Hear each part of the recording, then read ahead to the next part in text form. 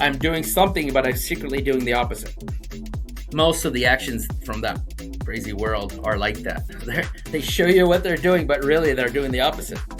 And it's like, at one point you figure it out. Okay, the whole purpose of this thing was, well, I mean, we have examples of this in regular world. I mean, if I say, let's say this is a typical example. Let's say your son smokes cigarette, you catch him smoking, and then you say, well, smoke the whole pack of cigarettes, it'll teach you a lesson about smoke. It's like an accelerationist kind of thing, right? It's like, I'm making you smoke because I want you to not smoke.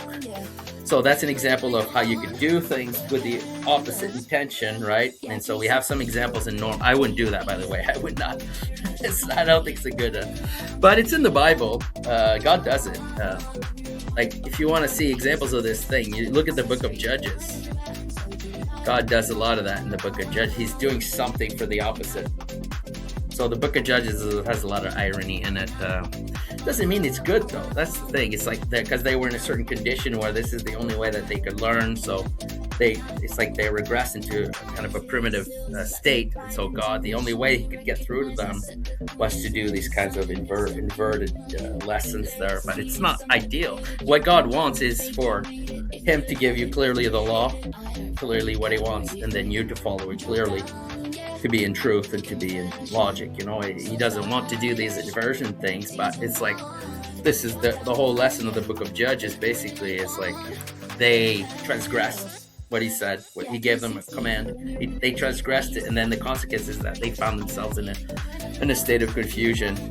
And so when you're in certain states, the only way to get through to you is through this kind of inversion. So, but it's not an ideal thing. It's not what's wanted, right?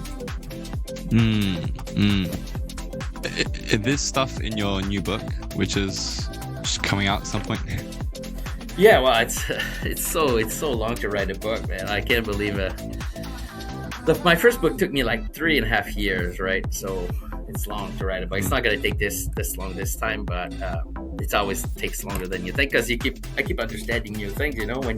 When you actually try to formulate things, it forces you to define things correctly. It forces you to do precise definition. Then you realize you don't get it, or you're missing something, and then you go and it keeps going.